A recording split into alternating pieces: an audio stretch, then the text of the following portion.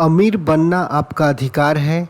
आप यहाँ समृद्ध जीवन बिताने आए हैं। आप यहाँ खुश रहने और स्वतंत्र होने के लिए आए हैं। गरीबी में कोई सद्गुण नहीं है। यह एक मानसिक रोग है जिसका इस पृथ्वी से समूल नाश कर देना चाहिए। आप शायद कह रहे होंगे कि मैं ज्यादा पैसा चाहता हूँ। मुझे इस समय जो वेतन मिल रहा है मैं उससे ज्यादा का हकदार हूँ। डॉक्टर जोसेफ मर्फी कहते हैं कि ज्यादातर लोगों को अपर्याप्त वेतन मिलता है। कई लोगों के पास ज्यादा पैसा नहीं है। इसका एक कारण यह है कि वे मन ही मन या खुलकर इसकी निंदा करते हैं। वे पैसे को गंदा पैसा कहते हैं या यह कहते हैं कि पैसा का प्रेम ही सारी बुराई की जड़ है। गरीबी में कोई सद्गुण नहीं है। यह किसी भी अन्य मानसिक रोग की तरह एक बीमारी है। अगर आप शारीरिक रूप से बीमार होते हैं तो आपको लगता है कि आपके साथ कुछ न कुछ गड़बड़ है, तो अपनी बीमारी का इलाज कराने की कोशिश करेंगे। इसी तरह अगर आपके जीवन में पर्याप्त धन लगातार प्रवाहित नहीं हो रहा है तो आपके साथ कोई न कोई बुनियादी गड़बड़ है। ईश्वर नहीं चाहता कि आप किसी दड़बे में रहें या भूखे रहें। ईश्वर चाहता है कि आप खुश, समृद्ध और सफल हो। अगर आपके जीवन में आर्थिक अभाव है तो इस बारे में कुछ करें। धन संबंधी सभी अंधविश्वासी मान्यताओं से तुरंत मुक्ति पालें। कभी भी पैसे को बुरा या गंदा न माने। अगर आप ऐसा करते हैं तो पैसे के पंख लग जाएंगे और यह उड़कर आपसे दूर चला जाएगा। कुछ लोग कहेंगे कि लोग पैसे के लिए लोगों की जान लेते हैं, वे पैसे के लिए चोरी करते हैं। यह सच है कि पैसा असंख्य अपराधों से संबंध रहा है, लेकिन इससे यह बुरा नहीं बन जाता। आप बिजली का इस्तेमाल किसी के जान लेने के लिए कर सकते हैं या इससे घर में प्रकाश कर सकते हैं। आप पानी का इस्तेमाल किसी शिशु को प्यास बुझाने के लिए कर सकते हैं या इसमें उसे डुबा भी सकते हैं। पैसा पानी की तरह है, जिसमें मिलाओ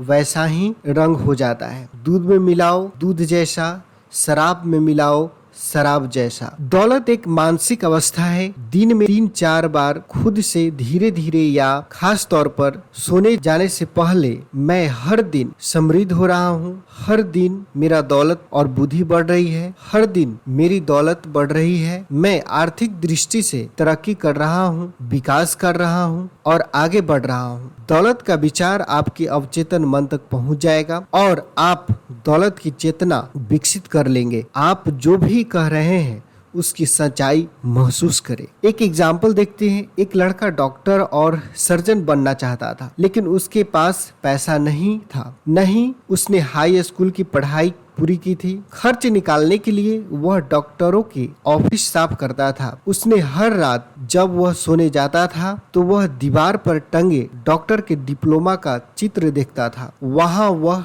डिप्लोमा को साफ करता और चमकाता था। उसने अपने मन में डिप्लोमा की तस्वीर देखता और कल्पना करता था। उसने यह कुछ महीनों तक किया। एक डॉक्टर इस लड़के को बहुत पसंद करने लगा। उस डॉक्टर ने उसे औजार को कीटाणु रहित करने, इंजेक्शन लगाने और प्राथमिक चिकित्सा के प्रशिक्षण दिया और लड़का उस डॉक्टर का सहयोगी बन गया। डॉक्टर ने उसे अपने खर्च पर हाई स्कूल और बाद में कॉलेज भी भेजा। वह लड़का एक बहुत बड़ा डॉक्टर बन गया। उसके पास एक सपना था, उसके मन में एक स्पष्ट तस्वीर थी, उसकी दौलत उसके दिमाग में थी। ऑथर कहते हैं कि जब मैं सोने गया तो मैंने कल्पना की कि मैं अपनी एक लोकप्रिय पुस्तक मैजिक ऑफ फेथ को फ्रांसीसी भाषा में पढ़ रहा हूँ। मैंने यह कल्पना की कि यह पुस्तक सभी फ्रांसीसी बोलने वाले देशों में पढ़ी जा रही है। कई सप्ताह तक मैंने हर रात यही किया और अपने हाथों में मैजिक ऑफ फेथ के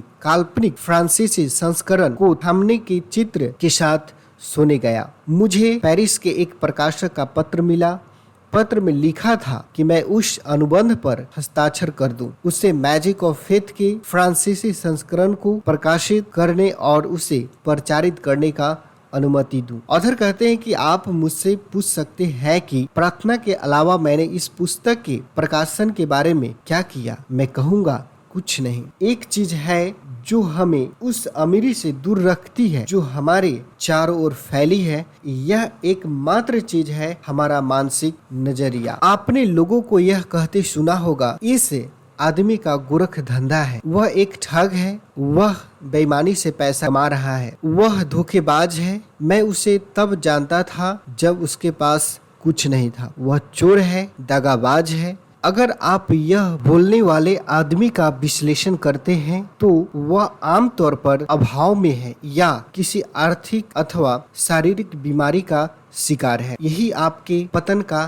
कारण होता है। अगर आप अपने दोस्तों के बारे में नकारात्मक तरीके से सोचने और उनकी दौलत की निंदा करने का नतीजा यह होता है कि जिस दौलत और समृद्धि के लिए आप प्रार्थना कर रहे हैं वह गायब हो जाती है और दूर चली जाती है। वह दो तरफा प्रार्थना कर रहा है। एक तरफ तो वह कह रहा है कि ईश्वर मुझे समृद्ध बना रहा है, और अगले ही सांस में मन ही मन या जोर से वह कह रहा है कि मैं उस आदमी की दौलत से द्वेष करता हूँ। हमेशा दूसरे व्यक्ति को दुआ दें, हमेशा उसकी समृद्धि और सफलता पर खुश हो। ऐसा करके आप खुद को दुआ देते हैं और समृद्ध बनाते हैं। जैसा आप चाहते हैं कि लोग आपके बारे में सोचें, उनके बारे में भी वैसा ही सोचो। जैसा आप चाहते हैं कि लोग आपके बारे में महसूस करें, उनके बारे में भी वैसा महसूस करो। चलिए दोस्तों, जो भी आपको इस जानकारी मैंने बताया है, यह पुस्तक धन को आकर्षित कैसे करें, जिसका लेखक है डॉक्टर जोसेफ मर्फी। चलिए दोस्तों, यह जानकारी आपको कैसी लगी? अच्छी लगी हो तो इस चैनल को सब्सक्राइब कर दें, साथ ही इस बेल आइकन को जरूर दबा दें और शेयर भी कर दें।